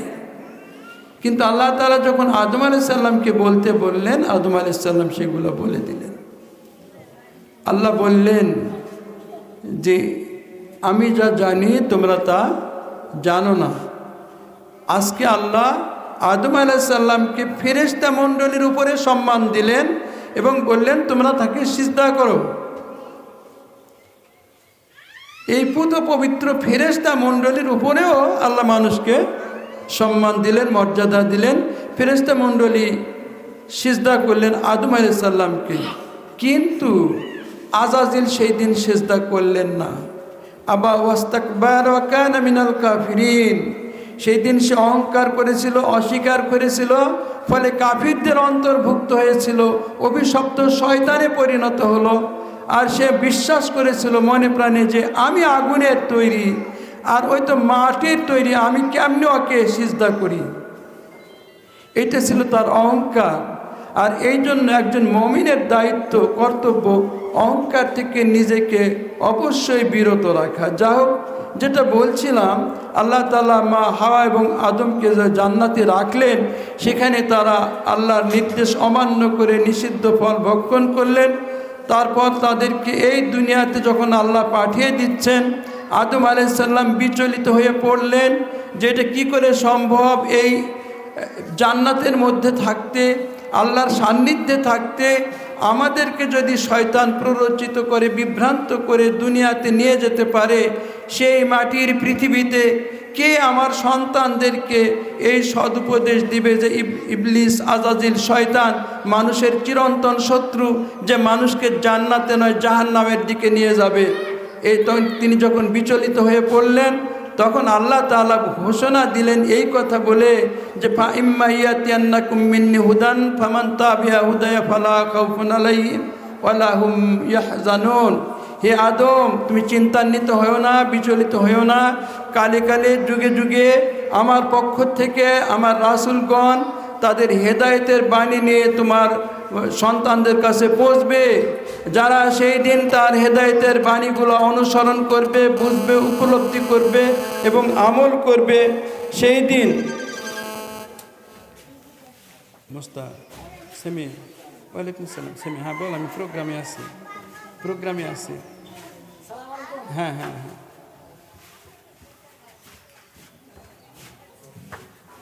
হ্যাঁ ও না না নুরুল্লাহবাদে আছে। আচ্ছা, আমার কথাটা বুঝতে পারলেন কি? আল্লাহ সেই তার যে ধারাবাহিক নবুয়তের ধারাবাহিকতা এবং তার প্রেরিত যে কিতাবগুলো মানুষের হেদায়েতের উৎস হিসাবে সর্বশেষ কোরআন অবতীর্ণ করলেন। মায়েদের দৃষ্টি আকর্ষণ করছে, মনে হয় এখানে রান্না করাটা আমাদের ভুল ছিল। আমাদের দৃষ্টি যদি মায়েদের দৃষ্টি বিভ্রান্ত হয়, তাহলে আমাদের সন্তানদের দৃষ্টি কোন দিক থাকবে বলেন? মায়েদের দৃষ্টি যদি বিভ্রান্ত হয়, তাহলে আমাদের সন্তানদের দৃষ্টি কোন দিকে থাকবে? দয়া করে কথাগুলো শুনবেন। যেই কোরআনটা আমাদের হেদায়েতের উৎস হিসাবে প্রেরণ করা হয়েছে, সেই কোরআনটা যদি আমরা উপলব্ধি করতে না পারি, বুঝতে না পারি, আল্লাহ যার মাধ্যমে ও কোরআনকে দিলেন, রাসূল সাল্লাল্লাহু আলাইহি সাল্লাম তার সুন্নাতকে বুঝতে না পারি, তার আদর্শকে বুঝতে না পারি, তাহলে কি আমরা দুনিয়াতে সফল এবং আখিরাতে সফল হতে পারবো? আল্লাহ তাআলা বলছেন, মা আতাকুমুর রাসূলু ফাখুযু। হে মুমিনরা, আল্লাহর রাসূল তোমাদেরকে যা দেয় তা গ্রহণ করো। ও মা নাহাকুম ফান্তাহু আনহু, এবং তোমাদেরকে যেটা নিষেধ করে সেখান থেকে বিরত থাকো। তাহলে আমাদের কাছে দুইটাই গুরুত্বপূর্ণ। একটা হলো কোরআন বুঝে পড়া, কোরআনের উপর আমল বাস্তবায়ন করা। দুইটা রাসূলের সুন্নাহ, আদর্শ, হাদিস আমাদের বোঝা এবং তার উপর আমল করা, এইটা আমাদের নৈতিক দায়িত্ব। যদি এখান থেকে আমরা ব্যর্থ হই, আমরা নিজেরাও পথভ্রষ্ট হলাম। আমাদের যে লক্ষ্য উদ্দেশ্য নিয়ে বাচ্চাদের এখানে পাঠিয়েছি, তারাও কিন্তু যথাযথ লাইনচ্যুত হয়ে যাবে, যথাযথ পথে আসতে পারবে না। সুতরাং আমরা এখানে যে আয়োজনটা করেছি প্রি ক্যাডেট মাদ্রাসা, এখানে তারা হাফেজিয়াতে পড়বে, এখানে বাংলা ইংরেজি পড়বে, তারা দুনিয়ার শিক্ষা লাভ করবে, আখিরাতের শিক্ষা লাভ করবে। একদিন তারা দিনের দায়ী হিসাবে সত্যিকারের হক এবং বাতিলের পার্থক্য বুঝে তারা আমল করবে, মানুষকে দিনের পথে আহ্বান জানাবে। এই মহৎ উদ্দেশ্য নিয়ে আমরা কাজ করে যাচ্ছি। কিন্তু দুর্ভাগ্যজনক হলেও সত্য, একটা পক্ষ আমাদের এই প্রতিষ্ঠানের এবং আমাদের এই শিক্ষা ব্যবস্থার বিরোধিতা করে যাচ্ছে। যারা এখানে আমাদের সন্তান দিচ্ছেন, অর্থ দিচ্ছেন, শ্রম দিচ্ছেন, মেধা দিচ্ছেন, ইনশাআল্লাহ কিয়ামতের দিনে এইটা আপনাদের পক্ষে সুপারিশকারী হিসেবে থাকবে। মানজাল্লাযী ইয়াশফাউ ইনদাহু ইল্লা বিইজনিহি। সেই দিন অর্থাৎ কিয়ামতের ভয়াবহ দিনে কার সাধ্য আছে সুপারিশ করতে পারে? আল্লাহ যাদেরকে অনুমতি দিয়েছেন তারা ব্যতীত। আল্লাহ কাদেরকে সুযোগ দিয়েছেন? আল্লাহ সুযোগ দিয়েছেন রাসূল সাল্লাল্লাহু আলাইহি সাল্লামকে, যিনি একমাত্র সুপারিশ করবেন, যিনি বিভোর থাকবেন, ইয়া উম্মতি ইয়া উম্মতি। তিনি নিজের কথা ভাববেন না, ভাববেন তার প্রিয় এই উম্মতের কথা ভাববেন। আর সেই দিন তিনি একমাত্র আমাদের সুপারিশকারী থাকবেন। দ্বিতীয় সুপারিশকারী থাকবে কোনটি? কোরআন। আল্লাহ তাআলার কাছে কোরআন বলবে, ইয়া আল্লাহ, সে আমার নিয়মিত পাঠক ছিল, হৃদয়ে ধারণ করেছে, তার হৃদয়ে আমি আসি, তার মস্তিষ্কে আমি আসি, তাকে জান্নাতে না দেওয়া পর্যন্ত আমার সুপারিশ থাকবে। সেই দিন আর একটা সুপারিশকারী থাকবে সিয়াম, রোজা। বলবে, ইয়া আল্লাহ, আপনার ভয়ে সে পানাহার থেকে, সকল সম্ভব থেকে নিজেকে বিরত রেখেছে, আজকে আমি তাকে জান্নাতে না দেওয়া পর্যন্ত আমার সুপারিশ থাকবে। তো এখন যদি আমাদের বাচ্চারা এই পার্থক্যটা, যদি হক এবং বাতিলের পার্থক্যটা যদি না বুঝে, তাহলে তো তারা নিজেরাও বিভ্রান্ত হবে এবং আগামী দিনে আমরা তাদের কাছ থেকে কোনো ভালো কিছু আশাও করতে পারবো না। সুতরাং যারা দিয়েছেন, এখানে বাচ্চা শ্রম দিচ্ছেন, অর্থ দিচ্ছেন, কৃতজ্ঞতা জানাই। আল্লাহ আমাদের এই শ্রম, এই ত্যাগ এবং এই বাচ্চাদের যে উদ্দেশ্যে দেয়া মহৎ উদ্দেশ্য, তারা দিনের জ্ঞান অর্জন করবে এবং আগামী দিনের দায়ী হিসাবে কাজ করবে, হকের কথা মানুষের কাছে বলবে। আল্লাহ তুমি তাদের এই মহৎ উদ্দেশ্যকে কবুল করে নাও, আমিন। সম্মানিত উপস্থিতি, এর সঙ্গে আর একটি কথা বলি। আমরা সূরাতুল আসর পড়েছি। সূরাতুল আসরে যেটা বলা হয়েছে,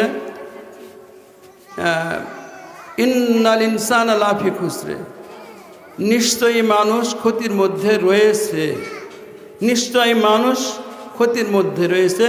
ইল্লাল্লাযিনা আমানু ওয়া আমিলুস সালিহাতি, ওরা ব্যতীত যারা ঈমান আনলো এবং সৎ কাজ করলো। এখানেই থেমে থাকেন না, আল্লাহ বলছেন ঈমান আনলে সৎ কাজ করলেও হবে না। ওয়াতাওয়াসাউ বিল হক ওয়াতাওয়াসাউ বিস সাবর, তাদেরকে এর পাশাপাশি মানুষকে হকের উপদেশ দিতে হবে, ধৈর্য ধারণের উপদেশ দিতে হবে, তবে আমরা সফল মানুষদের অন্তর্ভুক্ত হব। আজকে আমাদের যারা বাচ্চা দেয়নি, দয়া করে তার আহ্বান জানাচ্ছি, যদি আমাদের আয়োজনে ত্রুটি থাকে আপনারা বলবেন, আমরা সংশোধন করে নিব। আপনাদের বাচ্চা সত্যিকারের মানুষ করতে যে সহযোগিতা দরকার, যে শ্রমের দরকার, যে ত্যাগের দরকার, সেটা আমরা দিতে সর্বদা প্রস্তুত আছি। যে সমস্যাগুলো আমি ফিল করেছি, আজকে আমি এখন সেই সমস্যা নিয়ে কথা বলবো। এক নম্বর সমস্যা যে বিষয়টা আমি বলবো, যে আমাদের এই শিক্ষাটাকে সফল করার জন্য 3টা উদ্যোগ প্রয়োজন, 3টা শ্রমের সমন্বয় প্রয়োজন। এক নম্বর হলো শিক্ষকের দায়িত্ব।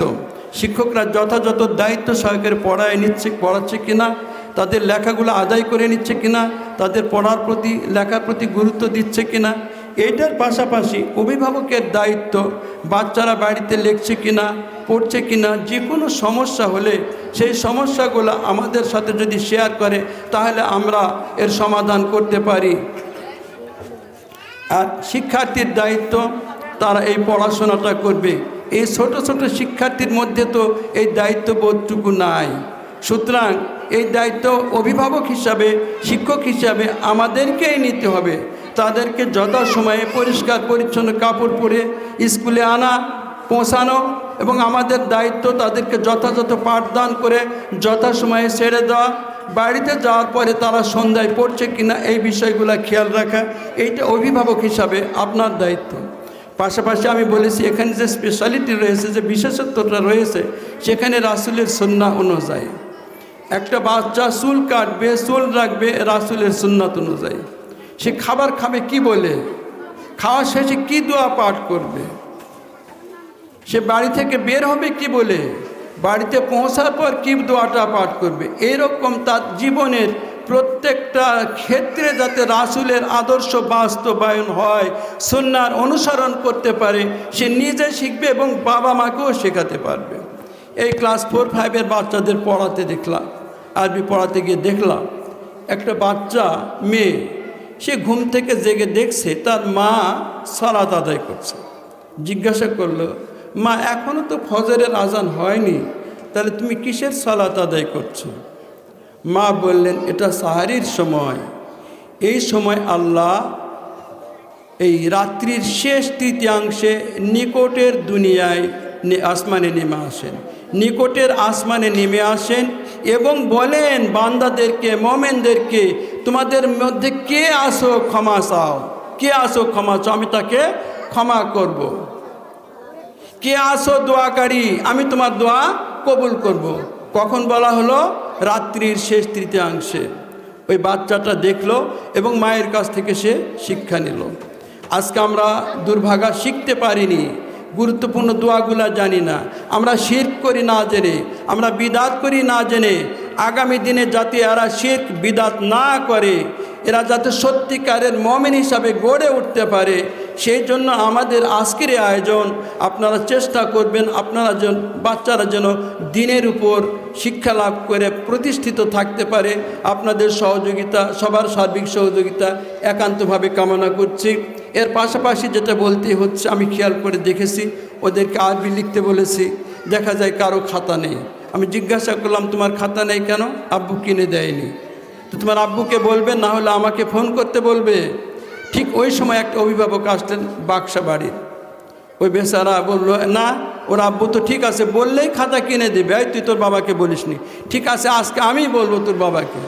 তা আপনার ছেলের কি খাতা আছে, কি খাতা নাই, কি খাতার প্রয়োজন, এই যোগাযোগটা রক্ষার দায়িত্ব কি আপনাদের নয়? এই যোগাযোগটা আপনারা রাখবেন না?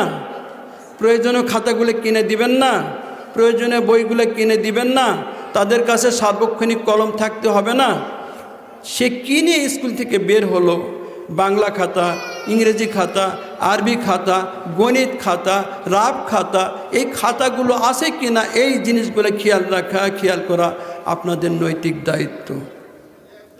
তারা পড়াশোনা করছে কিনা সেটাও নৈতিক দায়িত্ব। তারা স্কুলের কাজগুলো বাড়িতে করলো কিনা সেটাও আপনার নৈতিক দায়িত্ব, খেয়াল রাখা এবং দেখা।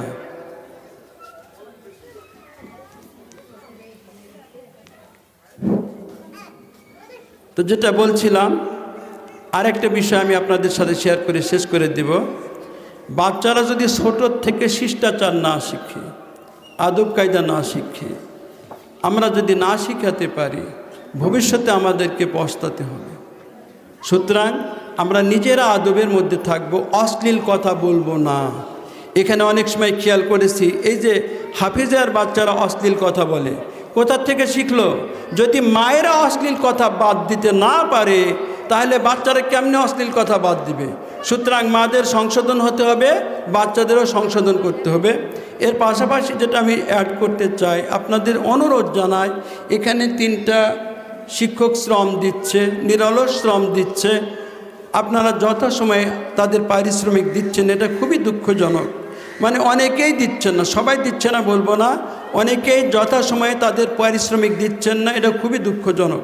আমি আশা করছি প্রত্যেক মাসে তাদের এই পারিশ্রমিকের টাকাটা দিয়ে তাদেরকে উৎসাহিত করবেন।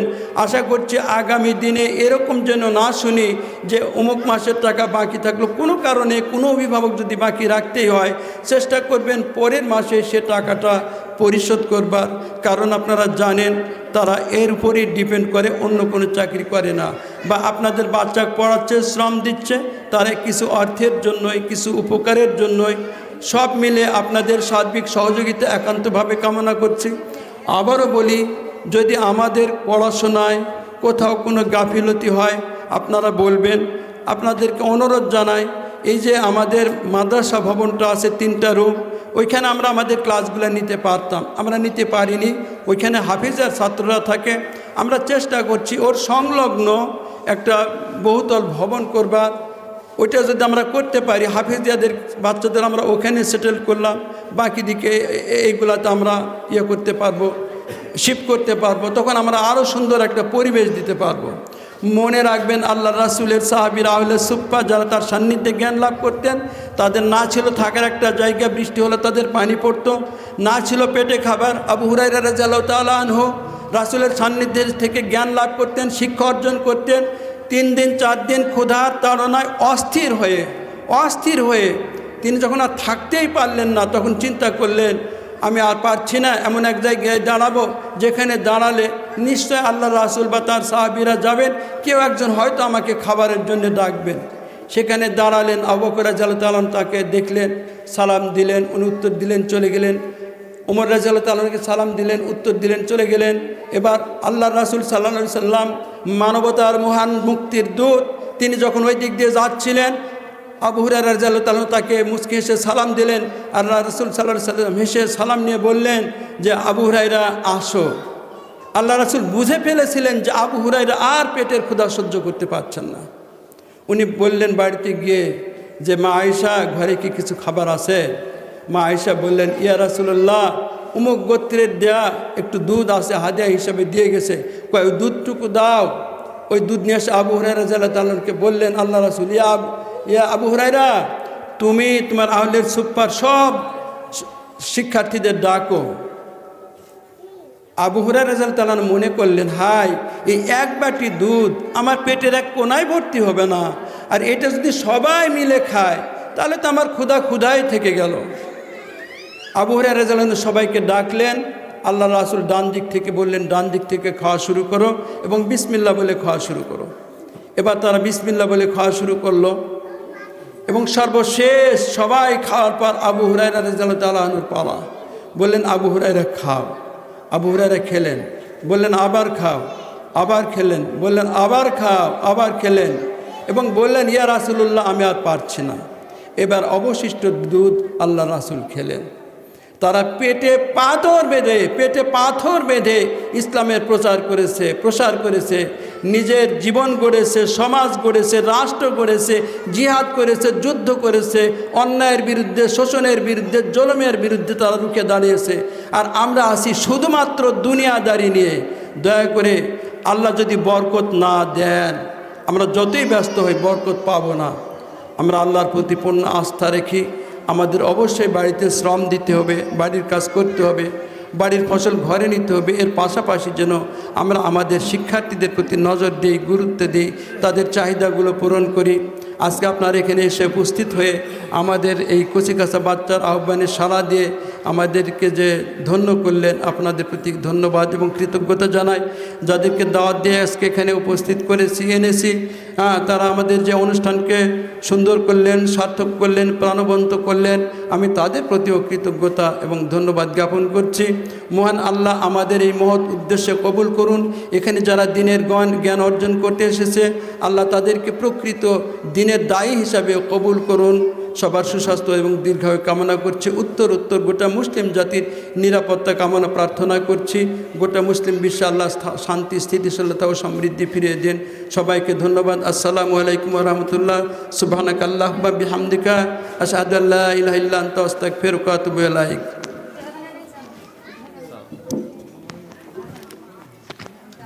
দুঃখিত, আরেকবার কথা বলতে হচ্ছে। এখানে যাদের বাচ্চারা হাফেজিয়াতে আসে, এখানেই থাকে বা খাওয়া দরকার, বা এখানে যারা হাফেজিয়াতে আসে সে মারা দাঁড়াবেন। যারা হাফেজিয়াতে আছে সে মারা দাঁড়াবেন। মাশাআল্লাহ, আলহামদুলিল্লাহ, ধন্যবাদ। বসেন। কিয়ামতের দিনে কাদের মর্যাদা সর্বোচ্চ হবে? হাফেজদের না? তা আপনারা হলো সেই ভাগ্যবান বা ভাগ্যবতী মা যাদের সন্তানরা আজকে হাফেজ হতে চলছে। আমাদের এটা প্রার্থনা থাকবে, দোয়া থাকবে, তারা হাফেজ যেন সত্যিকারের হাফেজ হয়। হেফজ করার পর অনেক বাচ্চা নষ্ট হয়ে যাচ্ছে, বিপদগামী হয়ে যাচ্ছে, ভ্যান চালাতে যাচ্ছে, দিনমজুরের কাজ করতে যাচ্ছে, বিভিন্ন কাজে জড়ায় তাদের মূল জায়গা থেকে সরে যাচ্ছে। যার কারণে এই হাফেজরা যাতে আগামী দিনে এই কাজগুলো না করে ঝরে না যায়, যার কারণে কিন্তু ওদের মূল টার্গেটেই, ওদের উদ্দেশ্যেই এখানে আমরা এই বাংলা, ইংরেজি এবং আরবি শিক্ষার ব্যবস্থা করেছি। কিন্তু দুর্ভাগ্যবশত অনেক বাচ্চা এখানে পড়তে আসতে চায় না। তাহলে দুই জ্ঞান অর্জন না করলে তারা তো আগামী দিনে দাঁড়াতে পারবে না। পারবে? তারা কি শায়েখ আহমদুল্লাহ হবে? মিজানুর রহমান আজারি হতে পারবে? মনে রাখবেন, ঢাকা ইউনিভার্সিটির ইসলামী ছাত্র শিবির থেকে যে ছেলেটা ভিপি হয়েছে, সাদিক কায়েম, সেই মাদ্রাসা থেকে উঠে আসা ছাত্র। এবং একটা ছেলে খুব সুন্দর বক্তব্য দেয়, ঢাকা ইউনিভার্সিটির স্টুডেন্ট, কোরআন হাদিস থেকে। পরে তথ্য নিয়ে জানলাম সে তামিরুল মিল্লাত মাদ্রাসার ছাত্র এবং সেও কোরআনের হাফেজ। শুধু তাই নয়, ছাত্র দল বিএনপি করা যে ছেলেটা, যে ঢাকা ইউনিভার্সিটির মানে ভিপি প্রার্থী ছিল, ছাত্র দলের সভাপতি, সেও মাদ্রাসা থেকে উঠে আসা। তাহলে বলেন, মাদ্রাসায় যারা পড়ে ওরা কি পয়সা পুঁটি? আপনাদের প্রচেষ্টা যদি অব্যাহত থাকে, আপনাদের উদ্দেশ্য যদি ঠিক থাকে, আমাদের প্রচেষ্টা থাকবে ইনশাল্লাহ, যাতে এরা লক্ষ্যে পৌঁছতে পারে, ওরা যেন আগামী দিনের দায়ী হিসেবে কাজ করতে পারে। এই প্রচেষ্টা আমরা সফল হব তখনই যখন আমরা একই প্ল্যাটফর্মে থাকব, চিন্তায় চেতনায় একই জায়গায় থাকব। শেখা যদি সহি না হয় তাহলে কি হবে বলেন? আপনার বাচ্চা যদি এখনই পুকুরের পানি খেতে যায়, আপনি খেতে দিবেন? কেন দিবেন না? কেন? রোগাক্রান্ত হতে পারে, নোংরা। তাহলে আপনারা যে ভুল আমলগুলো আমরা করি, যেটাকে বলা হয় বিদআত, আমরা কি সে কাজ করব? অনেকে কি করি, কুসুম্বা মসজিদে মানত করি। আল্লাহ কি কুসুম্বা মসজিদে জায়গা করে নিছেন নাকি? আর আপনার মসজিদ থেকে সরে গেছেন? তাহলে কুসুম্বা মসজিদে কেন মানত করি? যদি নিয়তটা এরকম হয় কুসুম্বা মসজিদে মানত করলে বা ওই দিঘিতে মানত করলে আমার এই অসুখ ভালো হবে, মনে রাখবেন শিরক করলেন, তওবা না করা পর্যন্ত আপনার মাফ হবে না। এইখানে একজন প্যারালাইজড রুগীকে একটা কবিরাজে ঝাড়তেছিল। হ্যাঁ, কি বলে জানেন? যত নোংরা গালিগালাজ ছিল ওই গালিগালাজ করে ঝাড়তেছিল। বলেন এটা কি জায়েজ আছে? হারাম। ওই তো হারাম কাজ করে টাকা নিয়ে যাবে, ওকে নিয়ে এসে আপনি আরেকটা পাপের পাল্লাকে ভারী করলেন। আমরা কেন করি? জ্ঞান না থাকার কারণে করি। আমরা কি যে তাবিজ দিই, তাবিজ দেওয়া যাবে? কারণ তাবিজের কোনো ক্ষমতা নাই, ক্ষমতা কার? আল্লাহ। আমরা কি করতে পারি? আমরা আল্লাহর রাসূলের দেওয়া শেখানো দোয়া পড়ে ফুঁ দিতে পারি, পানিতে ফুঁ দিয়ে পানি খাওয়াতে পারি, এর বেশি না। ওই দোয়া ছাড়া তাহলে আমরা যদি না বুঝি না জানি তাহলে আমরা পুণ্যের পরিবর্তে পাপ অর্জন করা হলো। তাহলে আমাদের শেখাটা তো সহি হতে হবে, বিশুদ্ধ হতে হবে। আমাদের মূল টার্গেটটা যেন আপনাদের বাচ্চারা কোরআনের হাফেজ হওয়ার পাশাপাশি এখান থেকে আরবি, গ্রামার, ইংরেজি, বাংলা শেখার পর একটা ভালো মাদ্রাসায় ভর্তি হতে পারে। তাহলেই তো তারা সফলকাম হলো, আমরা সফল হলাম। তো এই উদ্দেশ্যে এটা প্রতিষ্ঠান করা। গত বছর আমাদের 4 জন শিক্ষার্থী এখান থেকে পাস করার পর এই আব্দুর রাজ্জাক বিন ইউসুফের নাম শুনেছেন তো নাকি? আব্দুর রাজ্জাক বিন ইউসুফের ডাঙ্গিপাড়া মাদ্রাসায় ভর্তি হলো। এটা কি আমাদের সৌভাগ্য না? আজকে যে 2 ছেলেটা বক্তব্য রাখলে আমার হঠাৎ করে মনে হলো এই বাচ্চারা যদি 10 জনের সামনে কথা বলে অভ্যস্ত হয় তাহলে একদিন এরাই দিনের পথে দায়ী হিসাবে কাজ করবে। আজকের আমাদের সময় খুবই কম ছিল, বিধায় ওদের প্রস্তুতিটাও কম ছিল। আগামী দিনে আমার নিয়ত আছে আবার প্রত্যেক জানুয়ারিতে আমরা মহাসমাবেশ করব। সেই দিন আপনাদের বাচ্চারা তেলাওয়াত করবে, আপনারা তেলাওয়াতগুলো শুনবেন এবং তারা যে বক্তব্য দিবে তাদের শেখা কতটুকু হলো সেটাও শিখবেন। আশা করছি ইনশাআল্লাহ আগামী জানুয়ারিতে আপনাদের বাচ্চার কতখানি উন্নতি হলো, কতখানি সমৃদ্ধি ঘটলো এটা প্রমাণ করব। এই সুযোগটা যেন আল্লাহ আমাদেরকে দান করেন, এই সহযোগিতা আপনারা আমাদের করবেন। প্রত্যেকটা বাচ্চা যেন এখানে ভর্তি হয় এবং তারা বাংলা, ইংরেজি, আরবিটা শিখে। কারণ ওখানে ভর্তি হতে গেলে আরবি গ্রামার না জানলে কিন্তু ভর্তি হতে পারবে না। এই জন্য আমাদের 2টার সমন্বয় দরকার। আপনারা আসছেন, ধন্যবাদ। আপনারা এই সহযোগিতাটুকু করবেন। যে কোনো সমস্যা দয়া করে যাওয়ার সময় আমার ফোন নাম্বারটা নিয়ে যাবেন, আমার সাথে কন্ট্যাক্ট করবেন। যে কোনো সমস্যা আমি আপনাদের পাশে আছি, পাশে থেকে সহযোগিতা করব।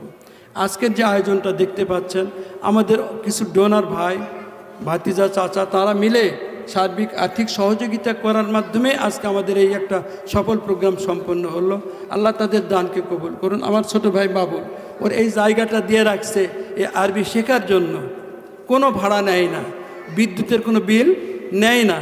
তো আল্লাহ তার এই সাদকাকে কবুল করুন এবং এর ওসিলায় তার বাবা মা বা তার পিতৃপুরুষ যারা কবরে আল্লাহ সাহিত আছে তাদেরকে ক্ষমা করুন এবং এর প্রতিদানের আল্লাহর জন্য তাদেরকে প্রতিনিয়ত দান করেন। সবার সার্বিক প্রচেষ্টা সহযোগিতা আছে বলেই আজকে আমরা এই পর্যায়ে আসতে পেরেছি।